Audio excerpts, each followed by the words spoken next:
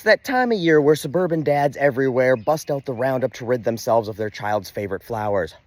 But have you ever wondered how dandelions came to cause chaos in the cul-de-sac every spring? Probably not, but you know me, I'm gonna tell you anyway. Dandelions aren't actually native to the Americas. They're technically an invasive species from Europe, brought here in the 1600s, appropriately around the time of the Mayflower. Apparently, the Europeans brought them here on purpose for their medicinal qualities. Aside from dandelion wine, I'm not sure what those are, but you could probably ask Henry Ford, because the dude literally ate ditchweeds. He was also, like, weird BFFs with Adolf, so his decision-making skills were questionable. But that's a story for another time. Anyway, like the European settlers, dandelions are invasive, which means they're bad, right? Well, unlike the European settlers, dandelions don't really kill off native species, so not really. In fact, they help pollinators, they increase biodiversity, and they can't really push out other species because the only places they can exist is in your lawn. If you've ever noticed, they're incredibly prevalent where the grass is short, like where you mow or where my horses eat. But as soon as the grass gets slightly taller, the dandelions just can't compete. So any place that's left natural or more or less unmowed, you aren't going to find many dandelions. So they really only thrive in lawns, which are notoriously horrible for the environment and biodiversity. And because when people move in, wildflowers move out, dandelions actually serve as a crucial primary food source in the spring for bees and other pollinators. So I know these uneven white puffballs scattered across your yard aren't exactly the prettiest thing in the world.